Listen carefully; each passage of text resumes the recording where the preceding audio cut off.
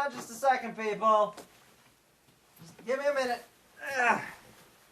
Whew. Yeah, that's much more festive. Alright, so, what's on the docket for today? Oh, fuck!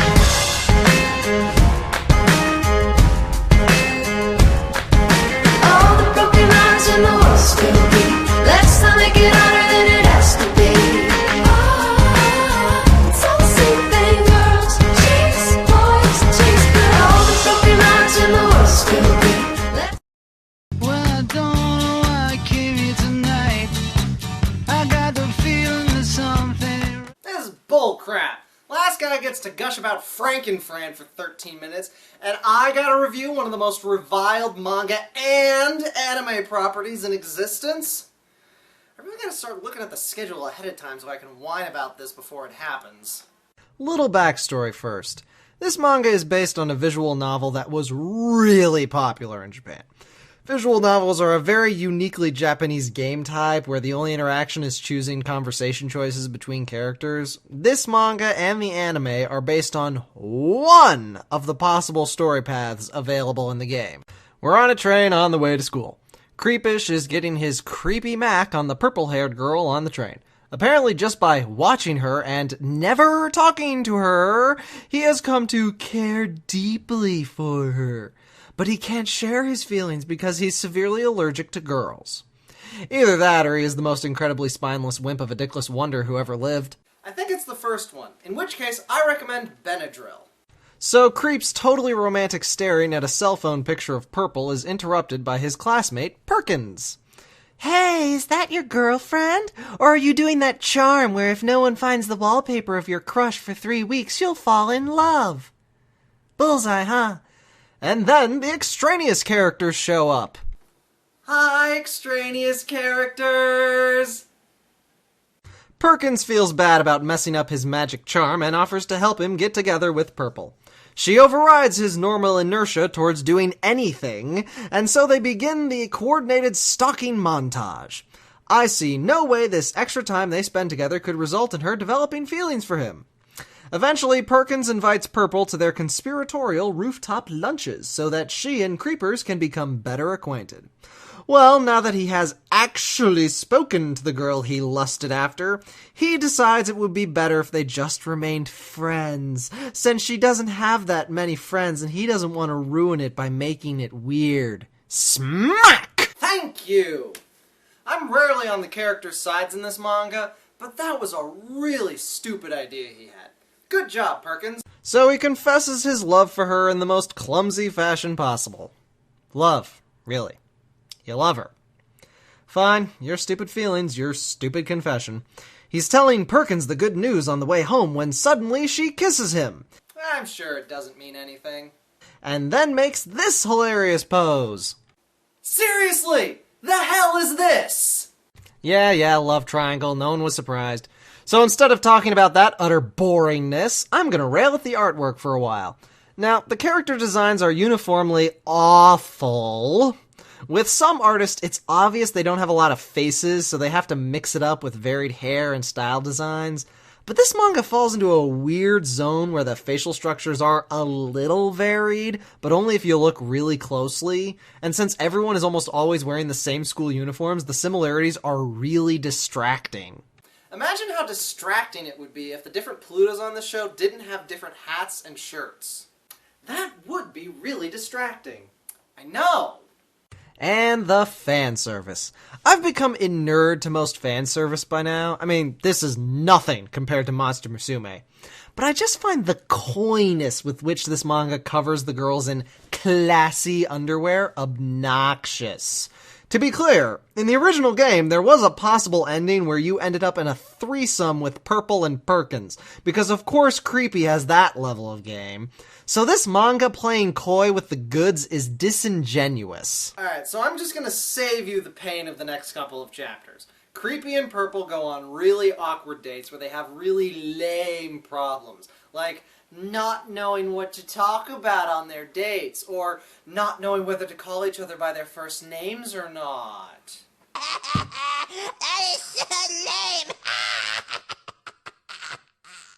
Perkins starts to feel left out because Purple and Creepy's relationship that she helped to start is going well.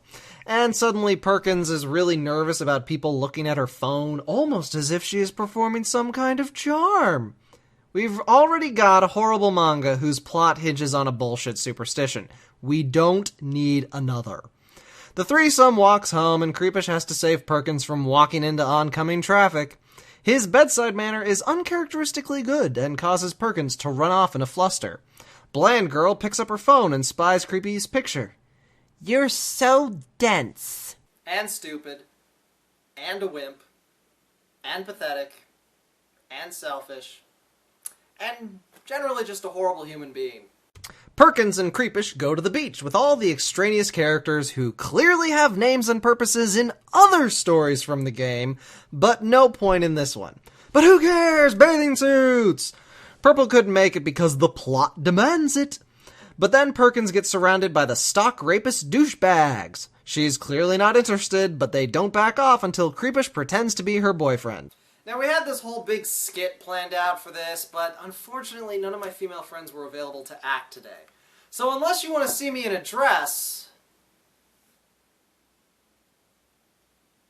No, I will not clone a girl, you! Oh, come on! It was for such a funny skit! No, it wasn't, and I already told you I'm not doing any more one-joke clones. What about that one right there? He's my assistant. What the hell do you need an assistant for? Oh, gee, I don't know. Maybe fixing the cloning facility you put me in charge of, even though I have no technical know-how. Now go away, we're busy. Stupid doctor. See if I ever do a supply run for you again. Oh look, her foot's injured. Because the only thing Creepish is good at is being chivalrous in contrived scenarios. His narrative-enforced moment of glory caused Perkins to tackle him and express her love for his worthlessness. And apparently he said nothing to this revelation. He meets with Purple and decides he should not be swayed and recommit to his girlfriend. What was the plan before this? Feed her to a sarlacc and shack up with the new girl? But that plan lasts all of a day, as at the festival he can't bring himself to reject Perkins since he doesn't want to hurt her feelings since she's been such a good friend. And he watches the fireworks while holding both the girls' hands. And now begins the really hateful part of this story. Creepish asshole is incapable of choosing one of the girls for fear of hurting them, so his brilliant plan is to simply date both of them like nothing has happened. Now, it would be one thing if it was simply doing them both equally, but he is clearly being led around by his dick with Perkins, since she seems to be much more open to being felt up. So he hops between the two at will, enjoying his perfectly beautiful girlfriend and his perky sexy girlfriend on the side, sometimes on the same date. This eventually breaks down when Purple's little sister, Who is one of the most annoying little kid characters in manga? spies Creepish with Perkins. I'm sorry, this was a horror manga, right? That's why we're covering it in October. Purple sees them kiss and her whole world shatters. And then these two shit stains are like, did she see us? Is that why she's avoiding us? Nah, can't be. Creepish decides that going out with both of them is actually a stupid idea and breaks up with Perkins. Day late and $1 short, Dick Waffle. Alright. In his defense, he does realize he's done wrong and prostrates himself before Purple. He doesn't realize how dumb or pathetic he is, but baby steps, people. Purple is oddly ready to forgive him, but she holds no such forgiveness for Perkins' seductive waves. Makoto only thinks about me. Despite that, you deceived him. You're despicable. So do us all a favor and just die! Holy shit, where did she get that? Where did I get this? So, horror manga this indeed is. Creepish jumps in the way, even though the swing was right next to her neck. Apparently, his bullshit white knight powers include teleporting. So a week later, Creepish is in the hospital and his extraneous friends visit him. But they bamf off when Perkins shows up to give him some private time. Oh yeah, for this whole manga, extraneous friends were convinced Perkins was Creepy's girlfriend and didn't even know Purple was part of this story. I don't even know how that's possible. Creepish gets a call from Purple's little sister. Oni-chan! Oni-chan's bleeding everywhere and I don't know what to do! Oh my god, Purple's been stabbed? Huh? I was all ready to give up on you if that's what you wanted. But then Purple demonstrated that she is not a good girlfriend for you. So I took us back to before you met her. So now we can be together forever. Bad ending achieved. So can you see why people hate this manga? No? Well, let me explain. The first 10 chapters of this manga are nothing but straightforward love triangle high school romance. And though I hate that part, it is the kind of dramatical BS that some people like. Nothing in the art style or story would indicate that it's a horror manga until OMG death blood stabbing! So a lot of people were reading this as a standard romance only to be blindsided by the ending. And there's not a lot of crossover between people who like hackneyed love triangles and people who like horror. But you can't just judge this manga on those sort of shocking ending terms. So for this review, I really sat down and tried to spot any horror foreshadowing in the manga. And there was some. Purple was shown as being a little too obsessed with keeping her first boyfriend. And there was some legitimately creepy artwork that did build up to her slicey breakdown. Perkins' Hannibal heel turn came out of nowhere. No build-up, and her super happy exterior was almost constant. So her stabby side felt totally unearned from a narrative perspective. And though I hate Creepish, this punishment felt a little overboard for his crime of being a dumbass. So yeah, this manga is shit. The art is lousy, the story is awful when it isn't just plain inept, and there's all these characters wandering around who were clearly in the game but have zero purpose in this story. I just don't know why this story needed to be made into a manga. It's a video game failure state. Who the hell would want to read that? So, yeah, this is normally where I talk about the manga, author, and artist, but since it was based on a game, the author is listed as the game makers. So, yeah, I'm Plutoburns, and this has been Eagleland. See you on Halloween.